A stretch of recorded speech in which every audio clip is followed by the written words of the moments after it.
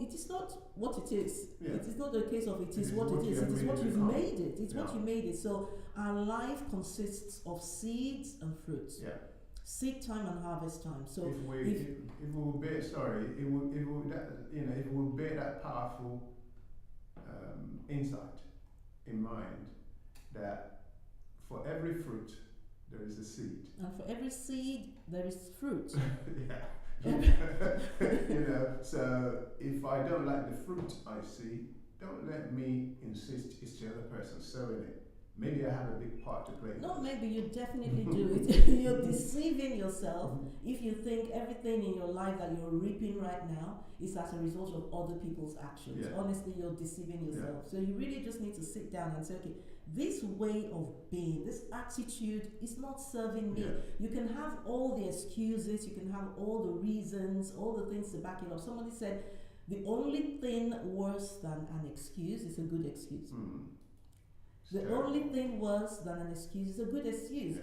It's good, but it's still an excuse. Yeah. It's not going to get you what you want. So you have a choice to either fill your life with wonderful excuses and you feel good about about the fact that you have all these wonderful excuses, or you can look and say, okay, even with all these wonderful excuses, I still don't have what I want in my life, and then start to make the changes. So I think the problem with excuses is sometimes we don't realize it's an excuse. We think it's a reason. Yeah, I'll never forget, I hope this is not too much information, but I'll never forget this lady. We had a program somewhere. This was several years ago. I don't even think we had our kids then, so this must be close to 30 years.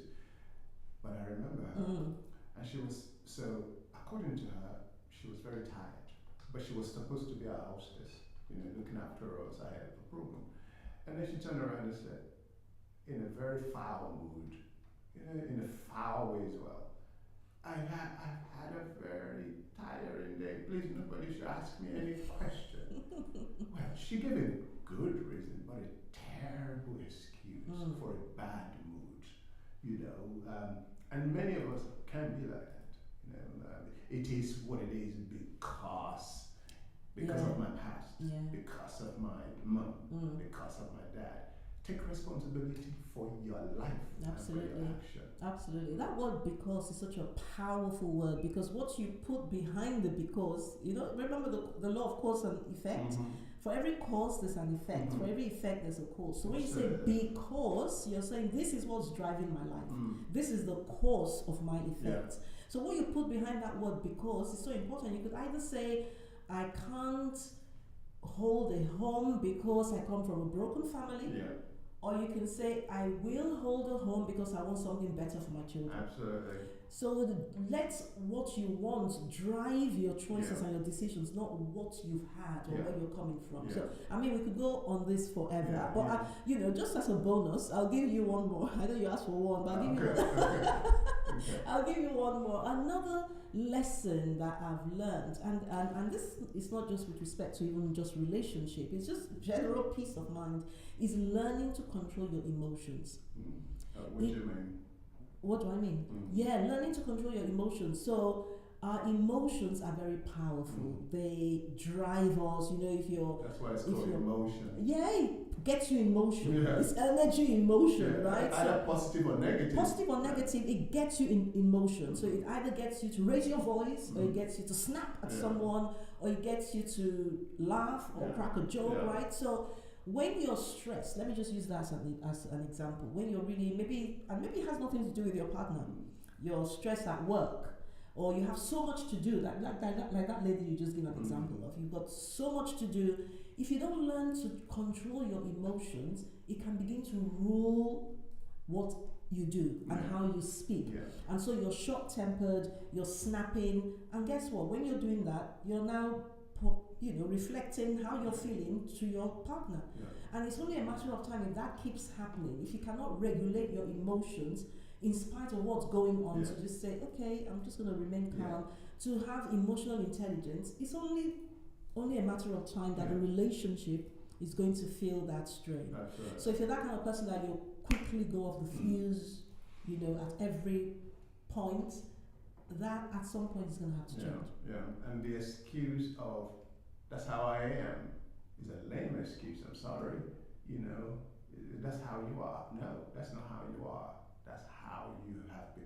and what you have become. And like you said earlier, what I am, is it serving the greater good in my life?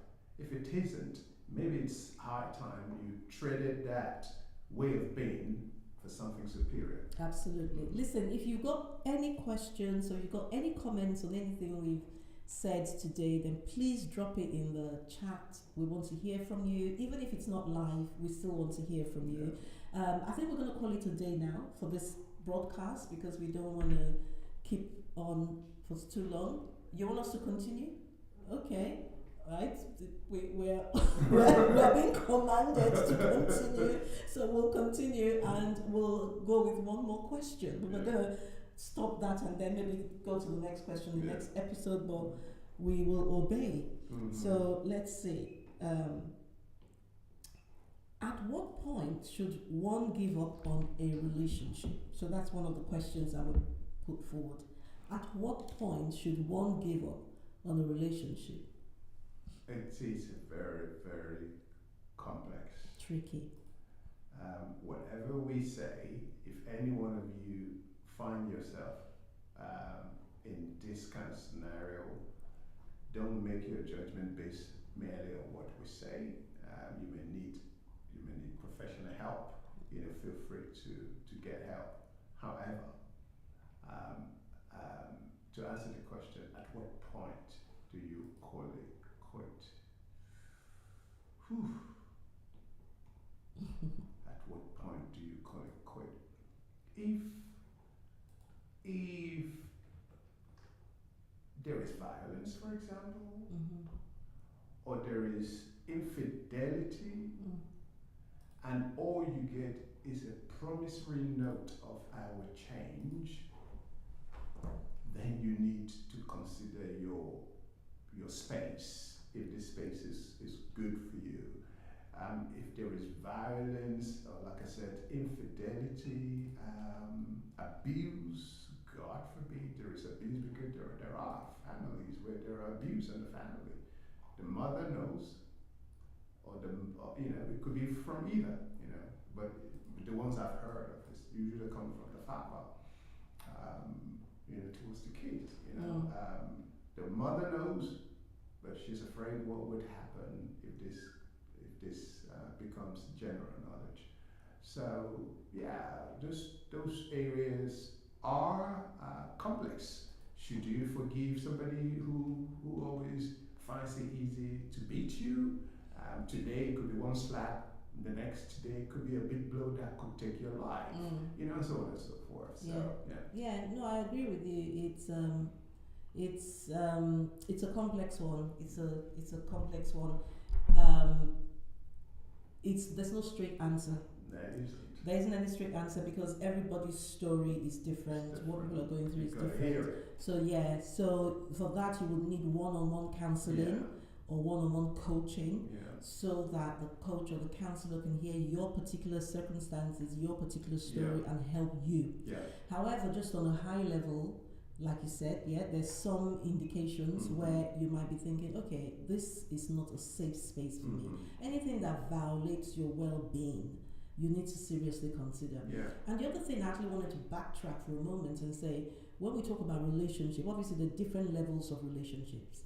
So depending on the level of relationship you have with this person, it may be easier for you to make this decision. So I'll explain what I mean. If you are in a dating relationship with this person and they're abusing you, they're beating you up, then it's easier to say I'm out than if you were married and you've got kids. Or you got properties together. Right, so the level of the relationship comes into play in making that choice. Having said that, so starting with, if you were not married, because married, as far as we're concerned, is a lifelong commitment, you should be. So if you're not married, then our book, actually, we need to plug this in right now. Our book is coming up. 30 ways to divorce-proof your marriage. It's going to be dropping next week. Our book is coming out, and when it drops, you need to get that book because the first chapter in the book says, laying the right foundation. Before you say I do, the things you need to consider. And one of the things we talk about is don't ignore the red flags. So if you're going out with someone and they slap you about sometimes and then they go buy you perfume after, then you want to be asking yourself, is this the person I want to say I'm committing my life to, spending the rest of my life with? Right? So on a general level, things like physical abuse, even emotional abuse, to be fair, sexual abuse, definitely, irresponsibility in terms of finances, all those things, because we've had situations where people lose their home because of their spouse's irresponsibility. So all those things are serious matters. Whether it's enough to call the relationship quits will depend on what's actually going on, what the way the other person is responding, all sorts of other things come into play. That's what we would say. It's very complicated. So there isn't a straightforward answer. A couple of questions. You've got a couple of questions. Have you sent it to me?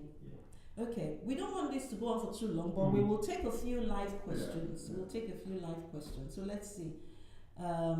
What should a wife do when her husband constantly makes wrong decisions? This is a good one. But refuses to listen to the wife who is smart. And could make better decisions. I suppose the reason the question is phrased the way it's phrased is because usually, just generally with most cultures, it's the man that is considered to be the ultimate say.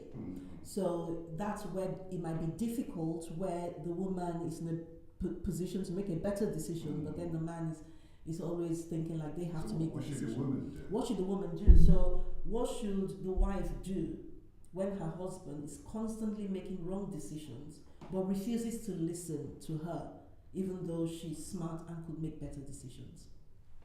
I'm listening with my head and I'm listening with my heart, right? So I'd be weary of a generalization that the wife is capable of making better decisions than the husband. You know, I just be a little bit careful because that's a red flag for me. You know, I think each one of you have the capacity to make great decisions if you have all the information. However, if track record shows that the husband has made a few wrong decisions, then I think that's what's been suggested here. Then you need both to sit down together because as people of faith, we're Christians, we believe in submitting to one another.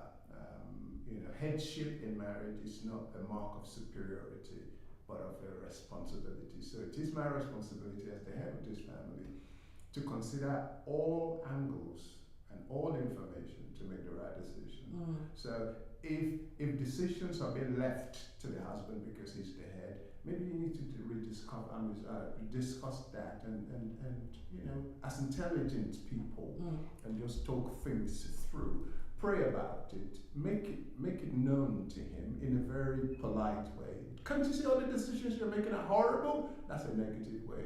You know, honey, you know, I don't blame you. You've made some decision and I stand by you. But I think it's time that we took a different approach to how we make decisions. You know, I think it's very careful how you approach it. Absolutely. Sorry, it's important how you. You should approach it carefully. Basically, yes. No, absolutely. I mean, it's highly unlikely in a relationship that one party is making all the right decisions and another party is making all the wrong decisions. Highly unlikely. However, it could be. You could have a situation where, like the question says, the man has made a lot of horrible decisions that have put the family maybe in not so great a position. So it could be financial, it could be career-wise, it could be where they live, it could be what's things to do with the kids, and it can be very difficult. Where as a woman you can see that this is not the right thing for us to be doing, but I'll let you go ahead. And then you go ahead, it's wrong. Okay, the next time I'll let you go ahead. You go ahead, it's wrong. Then the man now begins to he needs to begin to reassess himself, because what's happening there is pride, right? God brought two of you together because he said two is better than one. So if you're in that position where you're making all these decisions and they are turning round to backfire, what I will say to the man is it's time to reassess. But then the question says just he's like refusing. we've been talking about, But then the question says he's refusing to listen. Mm. So if he's refusing to listen, the question is, why is he refusing to listen? Let's not make any assumptions here. It could be pride, but it could also be the way the wife is presenting what she's saying. Like you said, if you're presenting it from a place of holier than you, condemning, you've done it wrong again, blah, blah, blah, then chances are he will not listen. So in terms of a constructive way to approach it, this is what I would say. Yes, you can't sweep it under the carpet. No. As the wife, you can't sweep it under the carpet because you will just be frustrated, and then you will just get to a point where you're like, I can't do this again. Bye. So you can't sweep it under the carpet. You want to raise it, but you want to raise it in a way that is constructive, that you're not putting the other person down or making them feel stupid or making them feel inadequate. And just raise it to say, and there's nothing wrong with, you know, mentioning the other times, because sometimes you're saying something and somebody's like, why are you saying that? Why are you saying? Well, there's a reason I'm saying that. So, I mean, I think we really need to reassess the direction in which we're going. And I'll tell, you know, this might come across as sensitive, but I need you to understand where I'm coming from. I'm coming from a place of, we are in this together. We're building our lives together. And it's important that we pool our resources together. So I really think, you know, when you want to make a decision, it's important that we both agree, because it's our lives. It's not just one person's life. So I'm just giving an example. Coming from that place, rather than ramming into their throats the fact that they've done difficult or they made wrong decisions, it's a good thing to say, we're in this together. Let's pool our resources together. If you ever get to the place where you've tried all the right approach, and the gentleman is really just being stubbornly proud, there may be situations where you put your foot down on some issues to say, sorry, I don't agree with you, I'm not doing that. It may come to that. You know? But, you know, gentlemen, if you're out there and you're watching this, I'd like to give you a word of insight. I, by the grace of God, have been married now for almost 30 years, and the opportunity of leading people in a local church as well. Your wife is an asset. Your wife is a blessing. She's got a prophetic edge to her. Take her words seriously. Take her instincts seriously. Listen to each other. No word is superior to the other. You're both in this together. But do not discard her voice or her views, because they could bail you out of a serious problem. So it's essential that you build together. One of you will chase 1,000, and two will put 10,000 to flight. So when you come together as a unit, you release exponential power that is able to accomplish all things. Absolutely. That is so important. The agreement piece is so important. So when you're going off and doing your own thing without the agreement of your spouse, you're setting yourself up for failure. Even if it was a good decision. Even if it was a good decision, you're setting yourself up for failure. I mean, we've been married, like my husband said, we've been married for 30 years, and that's one of the things we've really hung on to. If he says he wants to do something and I'm not fully in agreement with it, he's not just going to say, well, tough, I'm not just going to do it.